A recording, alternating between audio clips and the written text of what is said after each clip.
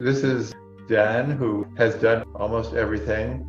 He mentioned to me that he was an adjunct professor when he was 17 in exchange for computer time. He has been getting patents since almost that time and has done pretty much everything. And I'm sure he will tell you more about what he's done lately. So why don't I turn things over to you? Oh, thanks a lot, Richard. Appreciate that. Yeah, it's been quite the run. I first started working with computers in 1968. At least it seems like it was a fairly long time ago. Got to learn how to do punch cards and everything. And in 1990, I had my first foray into cybersecurity, working as a consultant for Lawrence Livermore Laboratories, and developed a thing called NIDS, which is Network Intrusion Detection Systems back then, and developed some other patented technologies on top of that, and then ended up with a 5-year non-compete for doing cybersecurity back in the 90s, sometime late 90s. And very recently, well, it seems recent, 4 years ago, started working with Steve Alejandro, which some of you may know as an AI expert and general genius and on stuff. I said he's here, so don't say anything bad about him. Oh, yeah. Steve, it's been a real delight for me. When I first met Steve, my goal was to do something with Steve. I didn't know what it would be, but I wanted it to be something. So, and then this worked out really, really well. And what this talk is about is a thing that is called the quantum apocalypse, or apocalyptic things. Or, I just watched an apocalyptic movie last night, where everything's wiped out and everything's terrible. And so you're thinking, well, who in the world is talking about quantum apocalypse? And it turns out it's NIST, which is the National Institute of Standards and Technology for the US government. They're the ones who are freaked out about what quantum computers might be able to do. As a matter of fact, there are some pretty strong proofs that show that they will do some really amazing things, of course. But among the amazing things they're going to be doing is going to be invalidating the way that we've been doing cryptography since the 1970s. There we go. A brief history I've got here of the public key encryption. So public key encryption is what we've been using again since the 1970s. With public key encryption, there's a really cool thing where you and I can decide that we're going to have secured communication, and neither of us have to, ahead of time, figure out what the key is going to be that we're going to use to secure our information, because all information gets secured using keys. And Whit Diffie and Martin Hellman figured out all the math to pull this off in the 1970s, and then they patented all that stuff. A company called RSA, which a lot of you may have heard of or even been to their conferences. That company was put together to make the most out of their patents. And the core concept for the secrecy of public key encryption is that you can create, in effect, again, I'm simplifying it down, but in effect, you can create a mathematical puzzle that's really easy to create, but really, really virtually impossible to solve. That's how they work. An example of that is you take two very large prime numbers and you multiply them together and you get this very, very large composite number, like really, you might get a 100-digit, 200-digit, 500-digit number. And the question is, given that 500-digit number, what does it take to figure out the two prime numbers that you multiplied together to do that? And the multiplying is really quick, really easy, trivial programming to get that done, to multiply the two primes together. But given the composite number, figuring out what those two primes were is virtually impossible. Millions of years, billions of years of current computer time to do that. And that's how all of our public key encryption stuff works. It's based on creating an easy puzzle, or easily create a puzzle that's virtually impossible to solve. So it's all puzzle based. And the problem with advanced quantum computing, and also artificial intelligence, by the way, too. There's some issues with that where artificial intelligence systems are going to be clever enough so that given a pattern of encrypted data, they can figure out what the original data was, or they can figure out a mathematical algorithm to solve the puzzle. A good example of that was in 2019, back in the old days, pre-pandemic, where researchers developed a technique that, given a 2048-bit RSA encryption, they were able to crack it in 8 hours. And it had been estimated by mathematicians and others that this would take 30 trillion, with a T, 30 trillion years. Instead of 30 trillion years, it was broken in 8 hours. And that was with computers back in 2009. All right. So here are some interesting quotes. The concern is that if you want your data protected for longer than the next 10 years, this is when they're thinking 5 to 10 years for quantum computers to do their thing. You better switch to an alternate form of encryption now, because what bad people are able to do is that they're able to siphon off encrypted data that cannot be broken, and then just wait, and they'll wait, and they'll wait, and they'll wait until quantum computers are fast enough, and then they'll break that encryption. So that's a current problem now. As it says here, there's little or no margin of safety for any of this stuff. So we're almost at the end of that time period. Here's kind of where things have been. So in 2016, the National Institute for Standards, again, they announced a post-quantum cryptography standardization contest. The idea was, let's find some algorithms that are different than the current Diffie-Hellman stuff, that will be secure against quantum computers and secure against advanced artificial intelligence. So they started that process in 2016, kind of a call for papers. And by 2017, they had received 56 candidates for that, so not too bad. These are all candidate solutions where the people submitting them really thought they were pretty strong cryptography methods. By the year 2020, just a couple of years ago, only 4 of those candidates remained. All the rest of them had been broken in some way. So they went from 59 down to just 4. And then this last year, just a number of months ago, we were down to 3. And NIST now has, as I write here, NIST confidence in these 3 candidates surviving the test of time has a lot of caveats. If you read their latest announcement, they're saying, yeah, we think we have some candidates, but we believe will be quantum resistant, they call it, okay?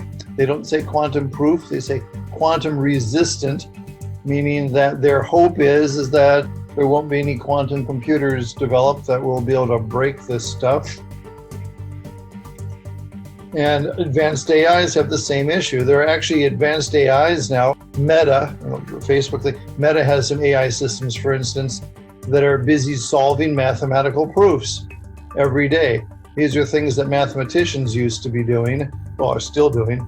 Advanced AIs are now able to jump in and be trained sufficiently to come up with new methods.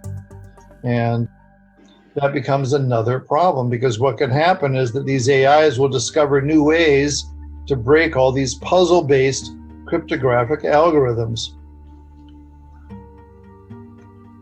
And here's the problem. When cryptography as we currently know it has been broken, it's going to be a big disaster. Think for a minute that suddenly when you're connecting to your bank, for instance, that in the back of your head, you know that someone bad who has access to quantum computing or advanced AIs can be listening in on your encrypted conversation and completely get all of your bank information, all of your passwords, all of that stuff. Imagine that you're a military entity and you're sending encrypted instructions out to the troops, and suddenly all of that can be listened to and broken by your adversary. Surely, when you're talking to your bank, You don't even know it's your bank because the authentication relies on these public key encryption schemes. So you're talking to someone that claims to be your bank. That is true too. So yeah, you're exactly correct. And it breaks not just the encryption, but also all the validations as well. So you can't trust any of that stuff. The same kind of thing happens through your cryptocurrencies. You've got your digital wallet, right? And your wallet's containing, millions of dollars of cryptocurrency that have not yet gone to zero, as some of them did this last week. Okay, so you got millions of dollars worth, and suddenly it's called a bad actor. Suddenly a bad actor can get access to your wallet and take all of your cryptocurrency. It's all gone. So big problems for everyone. And it's going to happen. It's not a matter of, gee, I wonder if it will happen. It will happen. The number of qubits that are being kind of the measure of quantum strength, sort of, is a qubit. Each what's called a usable qubit that is added doubles the ability of the quantum computer. And we started out with 4 qubits about 10 years ago. And IBM just recently announced that they had a little system that did 433 qubits, by the way. That's from 4. And the University of Sussex has announced that their current goal is to have 1 million qubits, shortly-ish. By the way, shortly-ish tends to usually be 5 to 10 years. It's usually a little bit beyond the event horizon. But nevertheless, it's proceeding at a good pace. And the amount of money that's going into making these quantum computers do their magic is astounding. It's billions and billions of dollars. The most state money, like a country, is China. China's pouring way more money in than the US is, or any other country. And the theory is that one of their big things they want to do is break cryptography of all the adversaries, which is something they'll do. We will, of course, do that too. Meanwhile, we have bad actors who are already using a method called save now, decrypt later, where what they do, and by the way, our own NSA does this all the time, where they grab encrypted data that's happening now and they save it off, knowing that at some point in time, their quantum computers or their advanced AI, they're going to break this stuff, and all of that encrypted data is going to be available easily by those who have access to the quantum computers. Who will have access? Well, they're putting quantum computers already, even though they're really small number of qubits, they're putting them in the cloud already. So theoretically, you could connect up to your quantum computer, through AWS or something, and you can then break some cryptography at some point. Not yet, but at some point. So kind of a bad problem. There is a security that does not rely on puzzles, and it's called OTP, one-time pad. And OTP is really simple mathematically. This looks real fancy because it's got these little circles with a little X looking thing in it and stuff. But basically what OTP, it's called the gold standard of encryption, because what it does is that for every little bit of information that you have of plain text, the text that's, human readable basically, you make a truly random bit that matches it, and then you do an XOR operation, an exclusive OR. Or you can just do an addition, actually, a modulus addition. Like on a clock, like if it's 10 o'clock at night and you add 5 to that, okay, it'll be 3 in the morning, right? That's modulus arithmetic. That arithmetic is a form of OTP.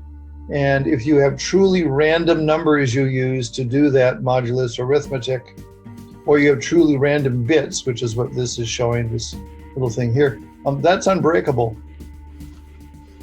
The question is, where do you get the bits from?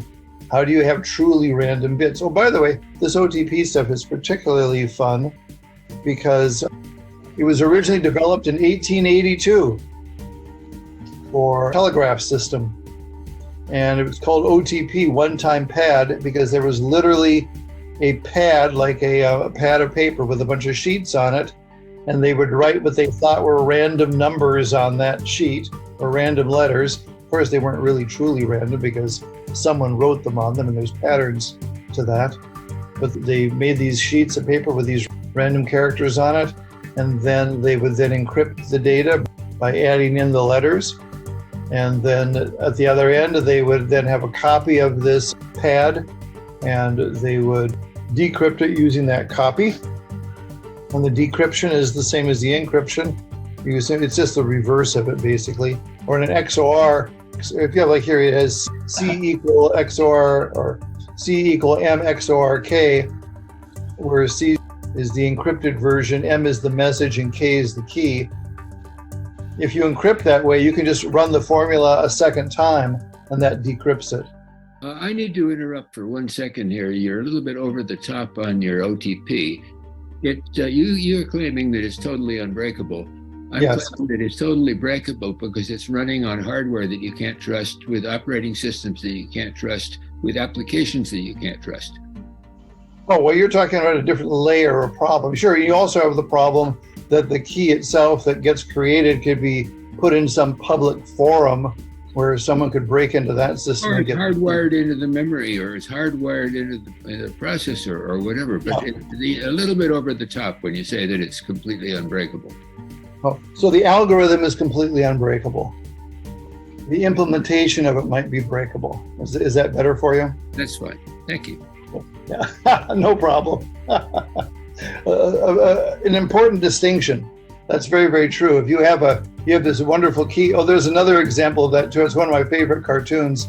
Is this guy says, "I've got a completely unbreakable, cryptography method." That's the first slide, and then the second slide shows the bad actor, with a hammer to the guy's head, saying, "Give me the key." And so, and that's how they get their key. So yeah, that's true. Okay, continue. Yeah, thanks. Okay, so why isn't OTP used very widely? Well, one is it requires millions and billions, or perhaps even trillions of truly random bits. And making truly random bits isn't that easy to do. We weren't able to even make truly random bits till about 10, 15 years ago. We couldn't make them at all. And then we figured out some ways that we could use it using quantum effects. We can use various interference patterns, and now it just takes a laser and some other stuff to create truly random bits. And we can make them, the current record for truly random bit generation is 200 trillion random bits per second. That's the state-of-the-art hardware. However, you can generate billions of them per second with a piece of hardware that looks like a USB drive. So things have changed there. You also have to pre-position all these bits. That was a big problem, because in order to pre-position that many bits, you've got to get them to the other party, theoretically.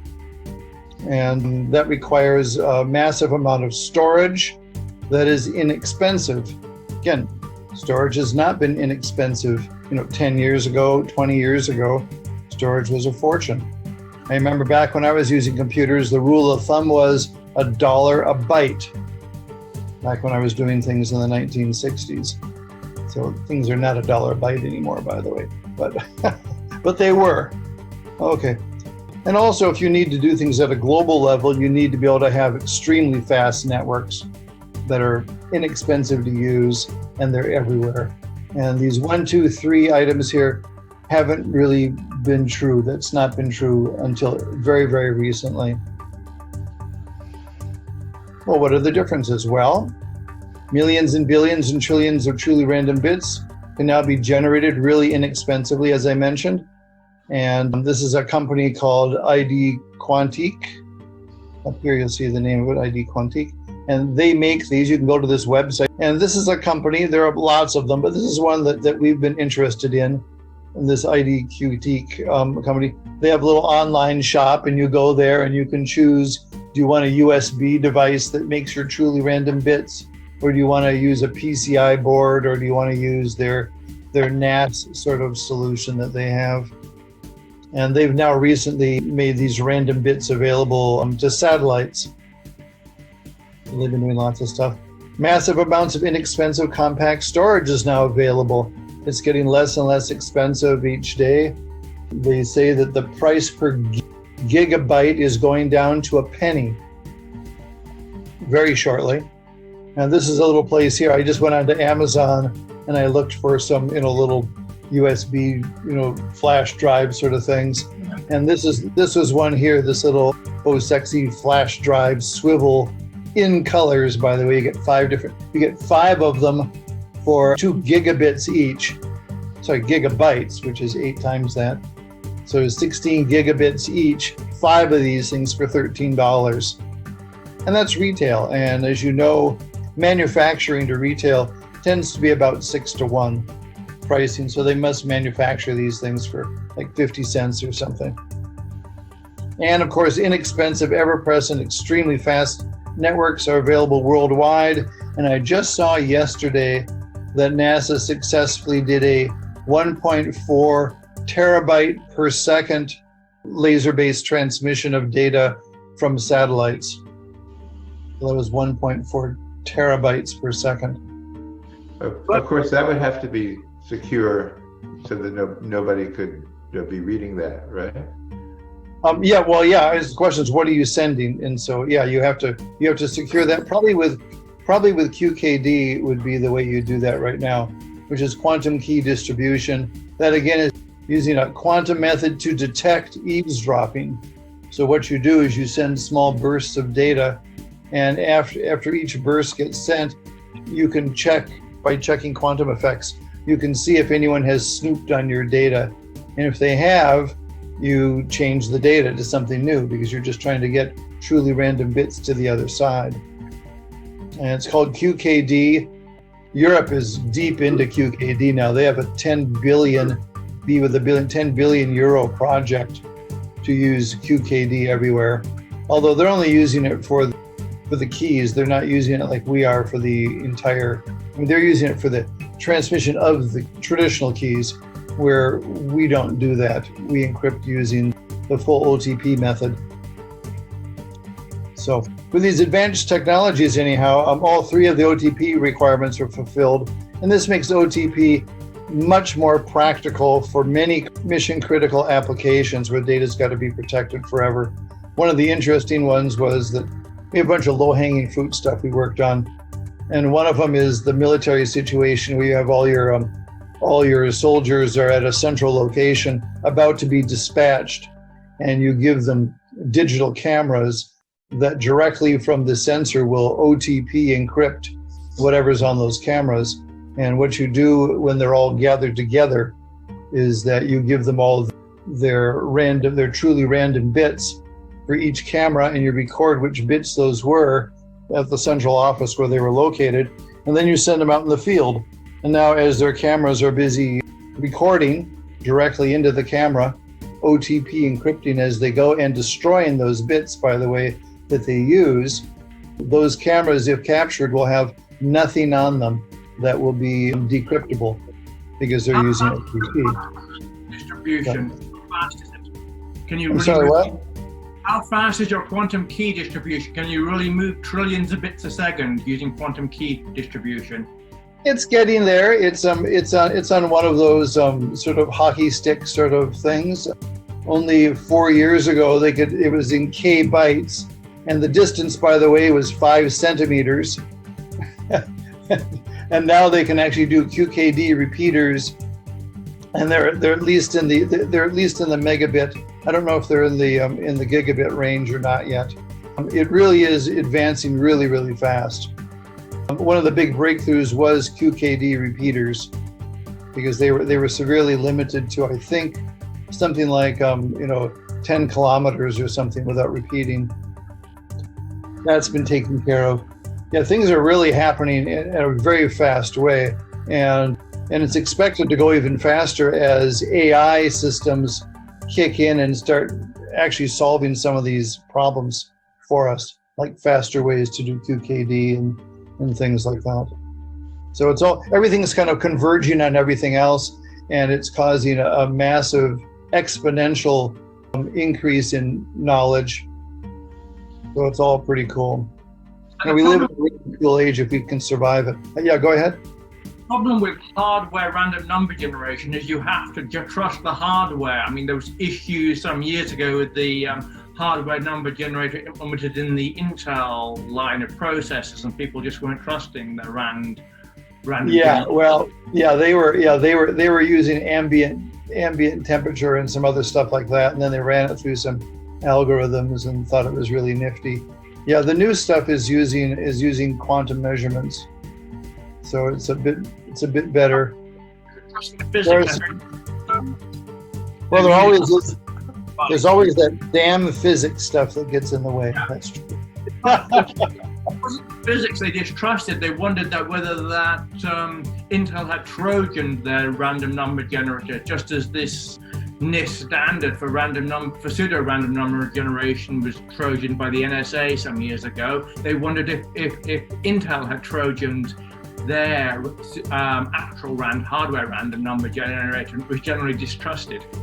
And or it turns out Intel only fiddled with the one they sent to you.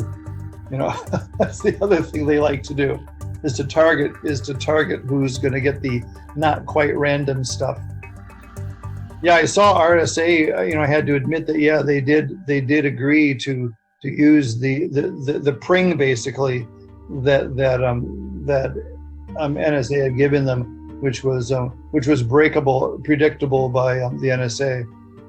I think they had to admit that in 2012, I think, is when that came out. Maybe that was part of the treasure trove of discoveries for that. There are tons of attack surfaces for everything that has to do with cryptography.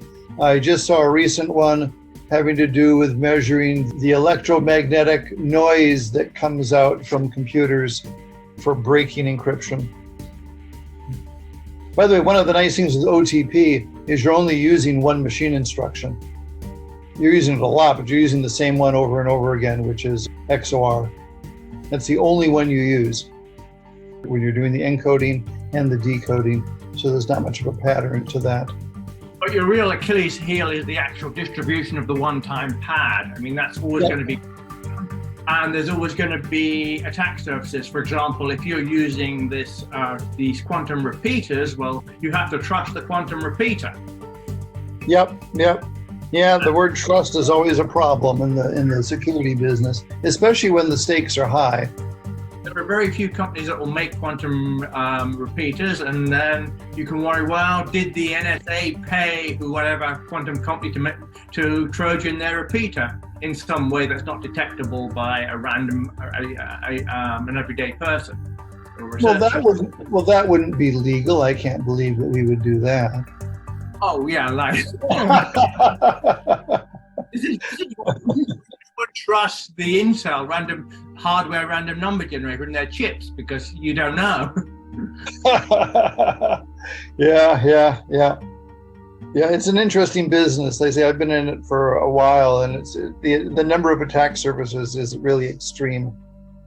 So, but what's nice is that at least with OTP, if you do everything right, and they say implement it carefully is one of the wordings I've seen, it is unbreakable, where the current methods we're using of the public key stuff is absolutely breakable. That's all breakable, and it's not breakable by being clever, by the NSA doing a clever thing. It's just breakable because mathematically, if the number of bits you use to encrypt something is less than the number of bits in what's being encrypted, it is breakable. That's just mathematically true. So that's the way it goes. And so you can try all you want to try to fix that problem, but you're not going to. You can make it hard, but you can't make it impossible. So here's who we are.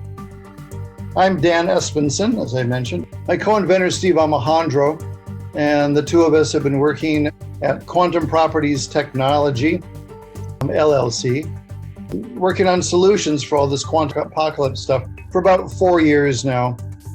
And in the course of that, we've developed a patent portfolio of over 80 granted claims.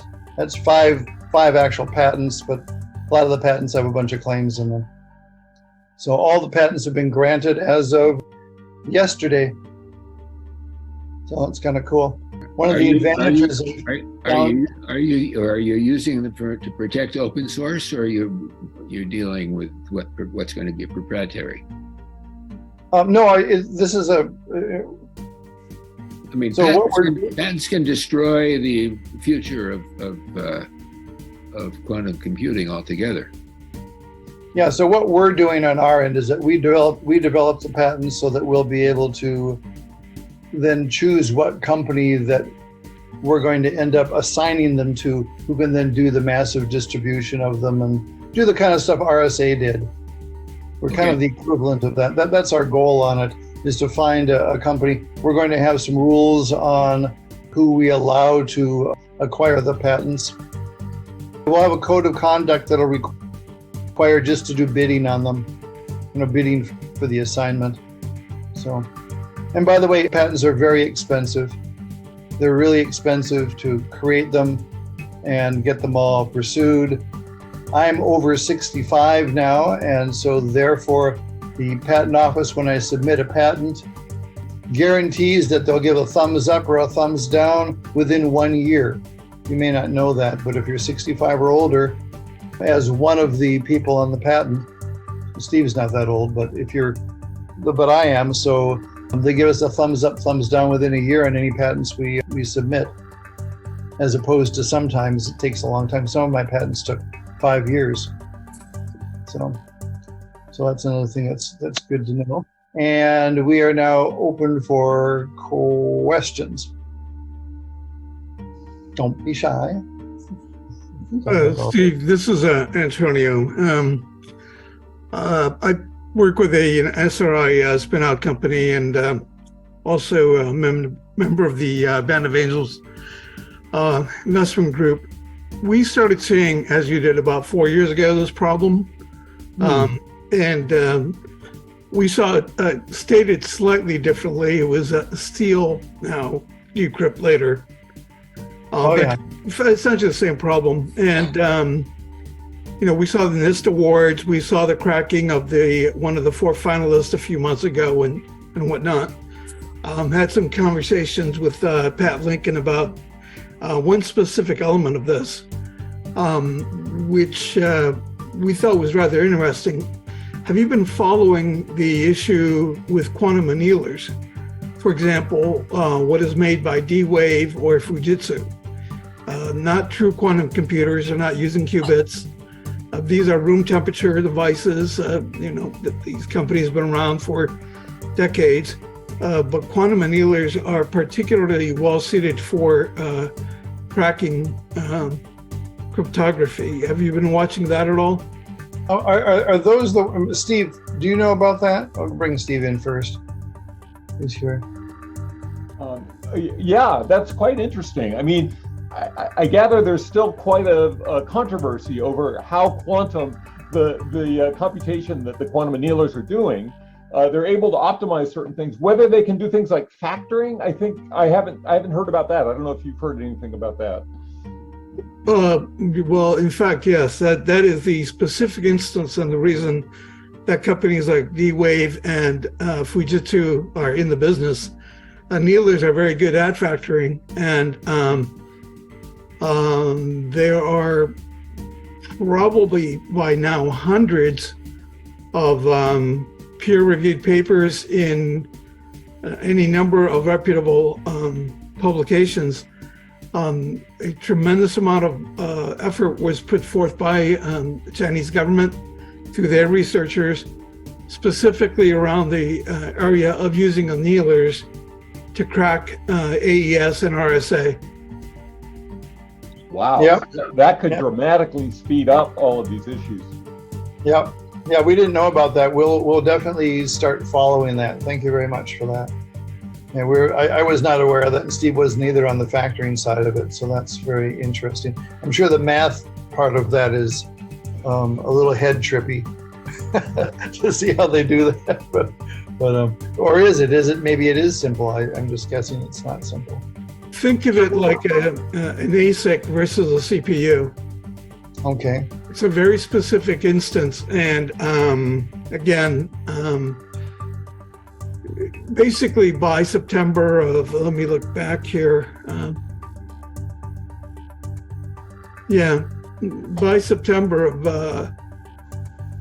2019, there was simply no doubt amongst any of the folks that we were talking with in the agencies, or a couple of people on the SRI, the CSL side, that in fact there was no tomorrow. The annealers would get there within 18 months. One of the people we spoke to was in some depth, a number of meetings, was Jack Hittery, who was leading up at that time Google's AI quantum efforts. Again, this was back about 3.5 years ago.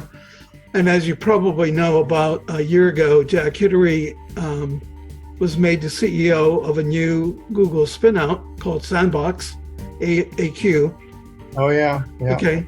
So if you're familiar with Sandbox AQ and Jack's work and so forth, again, this all came out and was pretty much concluded by, 3.5 years ago. And the big concern back then was that the annealers would get there much faster than the general qubit quantum computers. Well, if you have any reference papers to that or any kind of publication that's come out that said that, that'd be dynamite for us to add to our slide, and so we can show the future is here.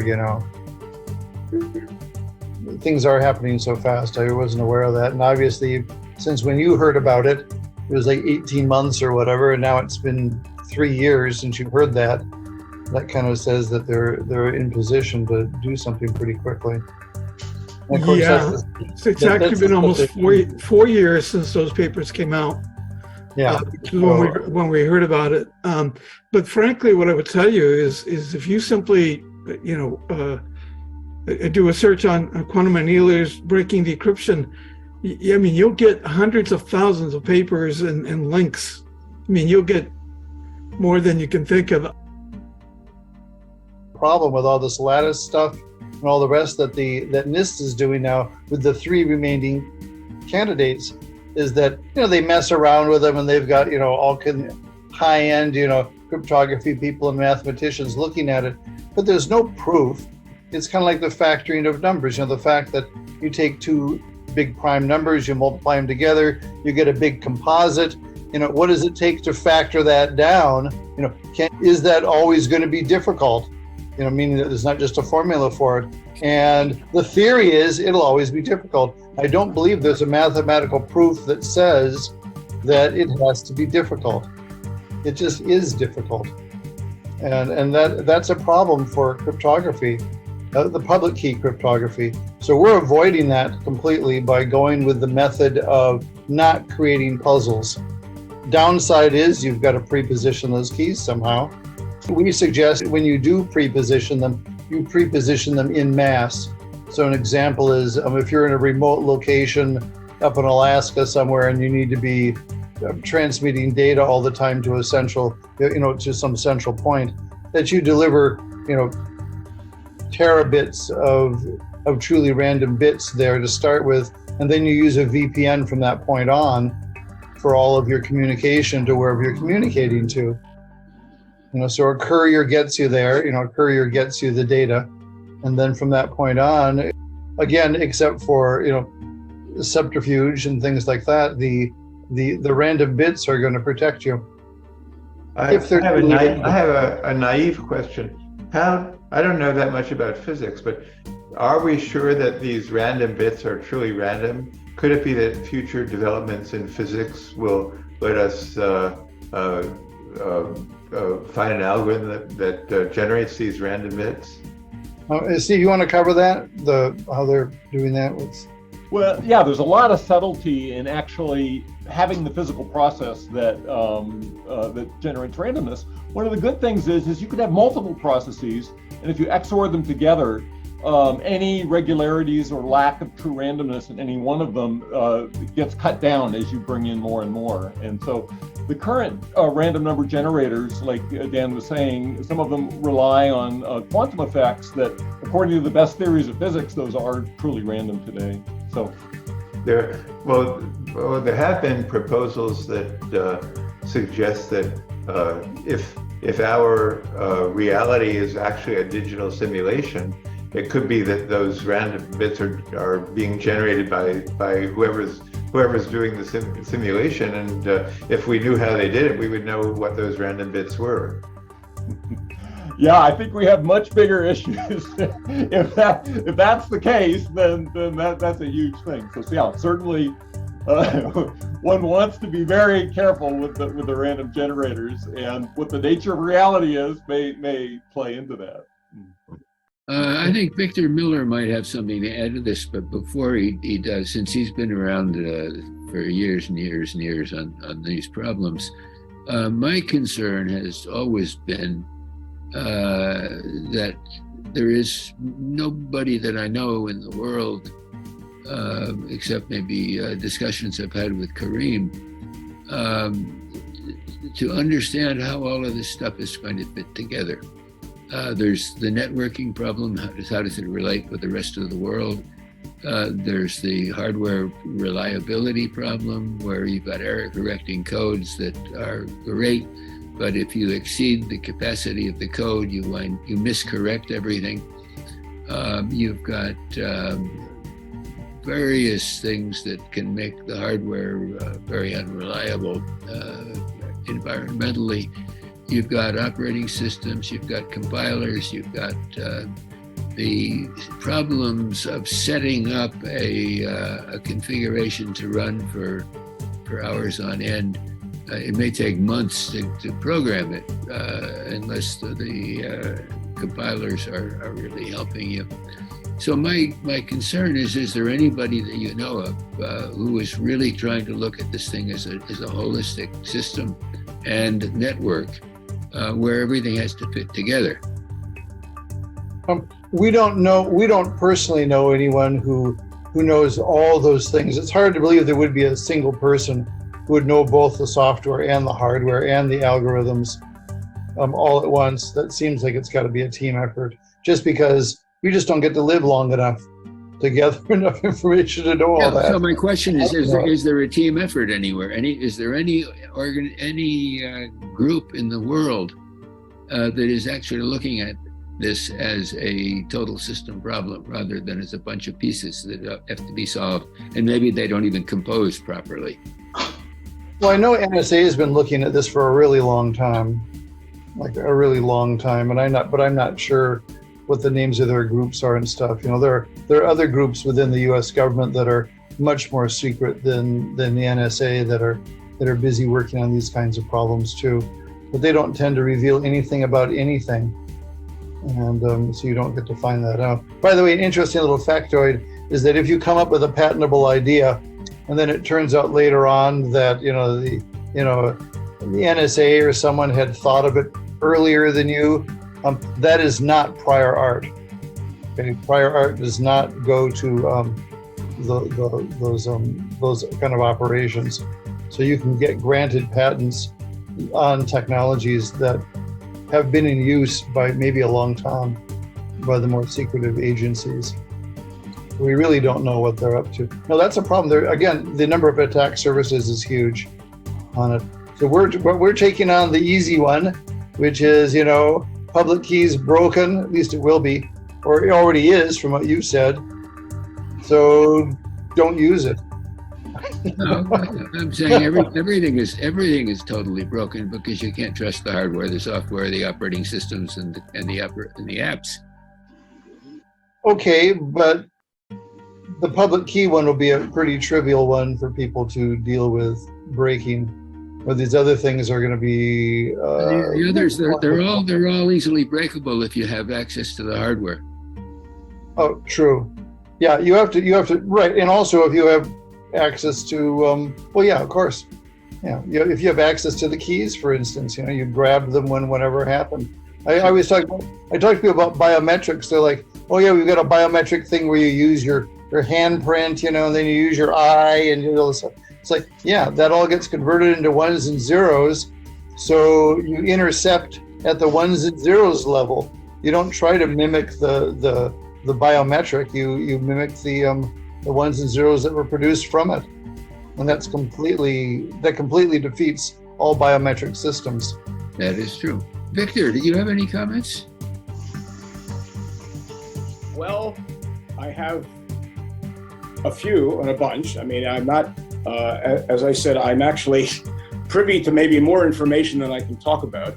But one thing I'll say, for example, when you talk about the D-Wave, I mean, I actually, as you were talking, I brought up a fairly recent thing. I guess that's what you were referring to from people from the Chinese Academy of Sciences. I guess it was just published on arXiv last month about using quantum annealing to try to factor. And in some sense, it was still really a very small toy problem. I mean, basically, the method that they use is quadratic unconstrained binary optimization. It's an old, well-studied thing. And I've actually spent a lot of time looking at it. You can, in theory, you can pose factoring as that. But the problem is that you would need an absolutely immense, like a D-Wave to do that.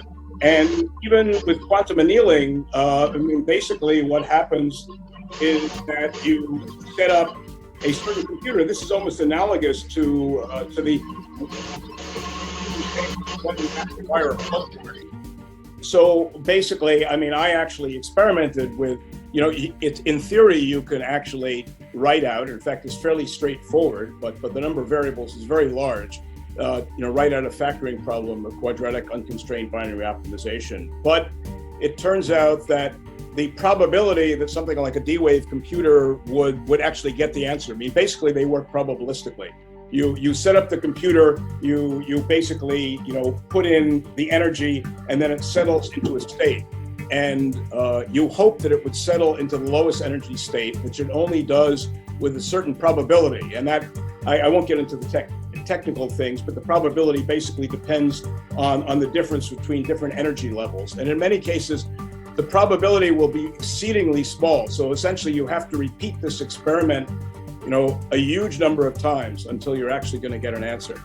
So, I mean, what the Chinese reported was in a very small case where if you actually gave that same problem posed the same way to just sort of standard software in my desktop, it could probably solve it even faster, using the same thing. So this is certainly a possibility.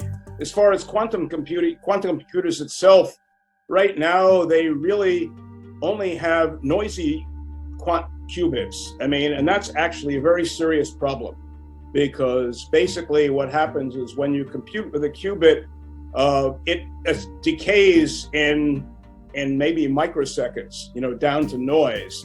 And one of the big efforts that's been done is to try to use what's called quantum error correction, but that needs even more qubits. So for something like Shor's algorithm to run on, say, 2040-bit RSA, it would take, quite a large number of real qubits. Now, as I said, I'm not a physicist, so I don't know the latest thing, but what I do feel fairly confident is whatever quantum computer is going to be built, it's going to take a huge amount of energy to run it.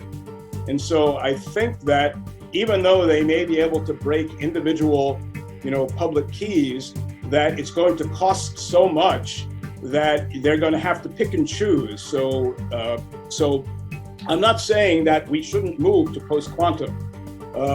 And in fact, what you said, a lot of the candidates in the NIST competition, which actually NIST took great pains to call it not a competition, a lot of the candidates that were eliminated were not really eliminated because they were broken. I mean, some of them found slight vulnerabilities, but in a lot of cases, they felt that they were a little too clumsy, they were a little too hard to program, that they would take too many resources and so on. So they made a choice that was based on wanting to use them in a fairly practical situation. The other thing about a one-time pads, I mean, I haven't really kept up with quantum key distribution. It's actually a lot older than that. I mean, one of my colleagues at IBM, Charles Bennett, was actually in the forefront of working on this. And he did, some work on this like 35 years ago at least. But I don't know, so I can't really comment on what you said about the current, feasibility, large feasibility of doing that.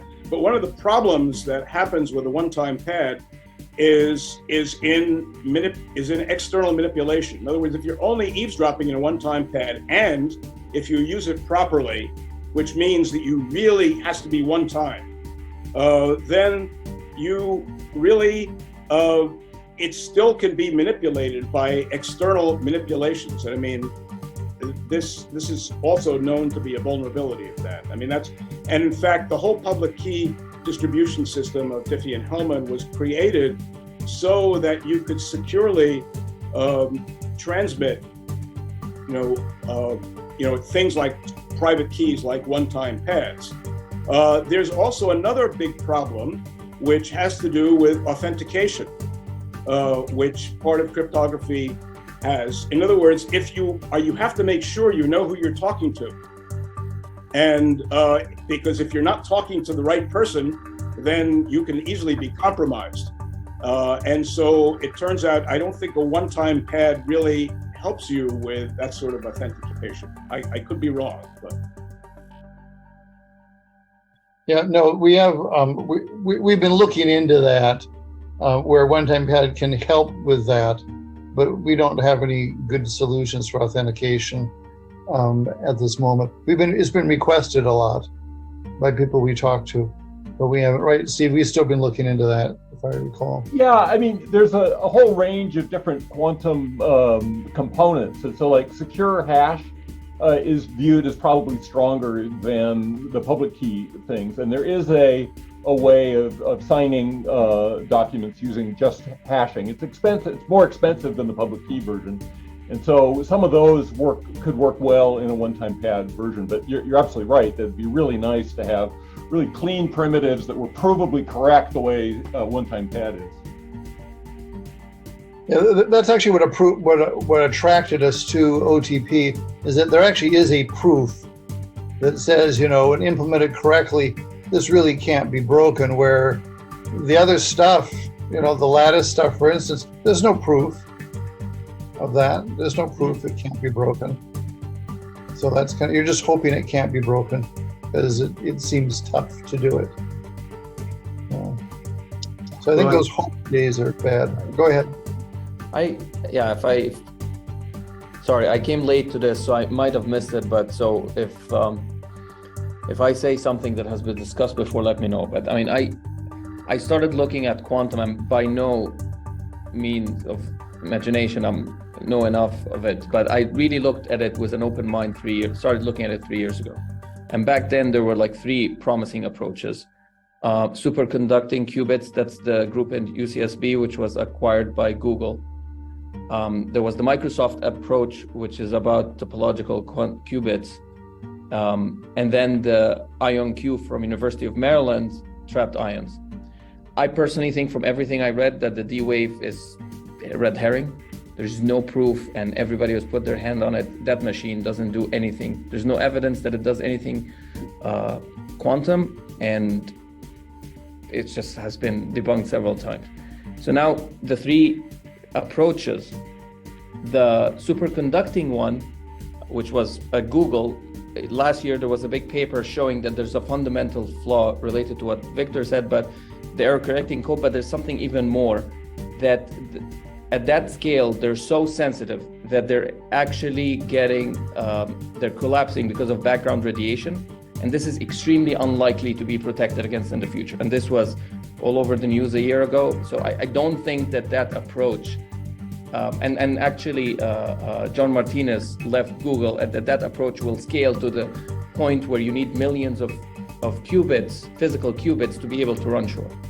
Now there's 2 more promising ones, the Microsoft, the topological qubits, and the IonQ. Topological qubits, it turned out also 2 years ago, there was a big retraction of people trying to replicate the experiments from the Microsoft papers, and they were published in Nature or Science. people were not able to replicate them, and it was retracted.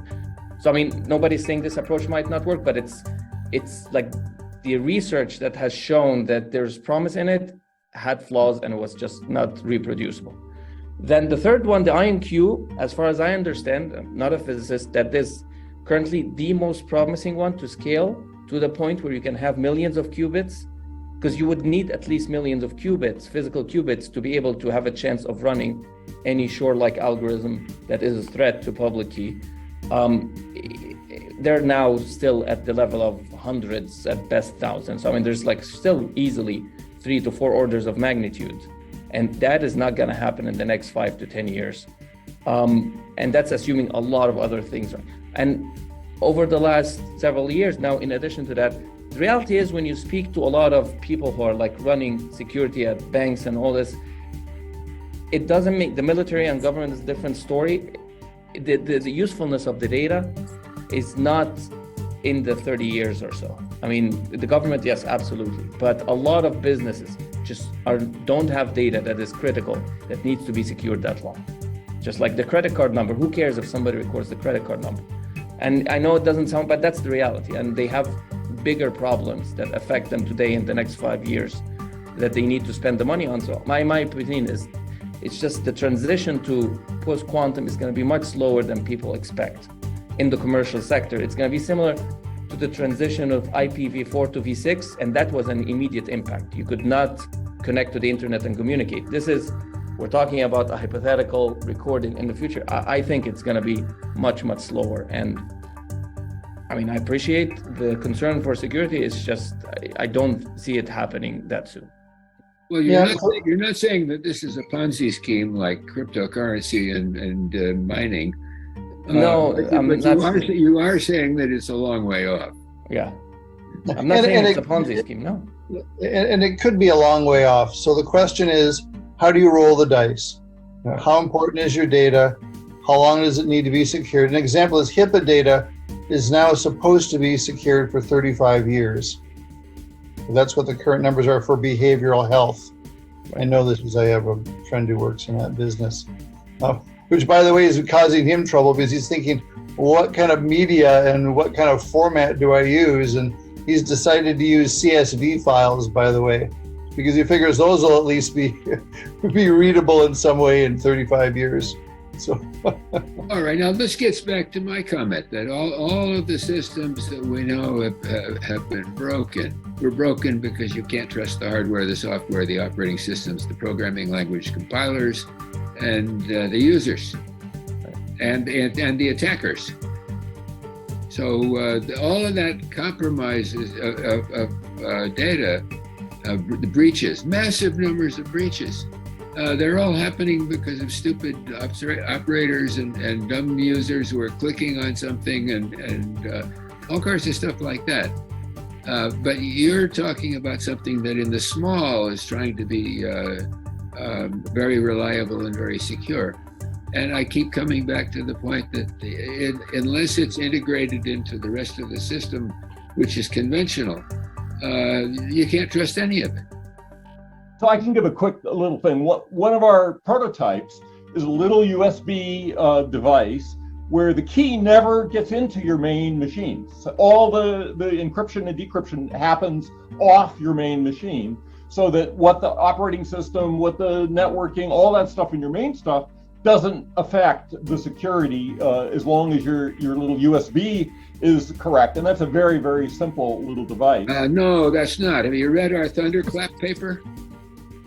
No, tell us about it. Thunderclap, you stick a USB-C port stick in, and we take over almost every system that exists today. Go read the paper. One of the studies I saw was a red team came in and they did this whole thing for phishing. You know, they injected phishing stuff into a organization. And then they told everyone, this is what we did. And by the way, when they clicked on the things, they said, you've been hacked. They just, they didn't really hack them, but they told them that. So they tell them all this stuff. And then they go through this big training thing for all the employees for anti-phishing. This 2 months later, they did the same test and they had around the same number of people click on the stuff. So Yeah. If you take users out, I guess it gets more secure. You don't have any users. Well, that's the thing. This mythical idea that you've got a little core system that nobody can touch. It still has operators and administrators, and you can't claim that it's never going to be rebooted and compromised when it gets rebooted. This is our little device we built. It's pretty simple here. It's got 3 disks on it. And the top one is full of random bits, and then there's an input and an output for the other 2. This does the string encryption and decryption. And it's connected to the internet? No. Okay. No, this is not connected to the internet at all. Yeah. So no, not on the internet. But anyway, so that's kind of cute. And the cost of this device was $13. Yep. As opposed to what it would have been 10 years ago, which is I couldn't afford it. Neither could most countries. Yeah, you can never underestimate the cleverness of people who are required to do something. So things have changed so much. Well, great. Hey, really good information, and I appreciate it all. Again, the one that Steve and I are really pushing for is that you might as well at least make something so that it's not easily crackable. You can't fix people, but at least you can make it so that the data itself has a prayer to, safer. Steve, please go read our Thunderclap paper. You'll find it's devastating. We shared it with Microsoft, and when we first did, they said, well, it's not in our business model.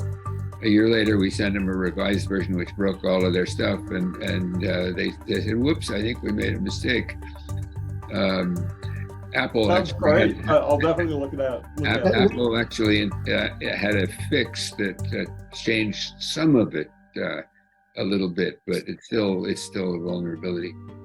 Also, Microsoft has a division now that does their cyber security, and they did $15 billion of business last year. Yeah, well, I am reminded of I go back to 1953, which is my first job, but I remember IBM in the 80s had a $40 million, the late 70s, had a $40 million effort to secure their legacy systems. And the joke in the community was it's 39 million for PR and 1 million for travel.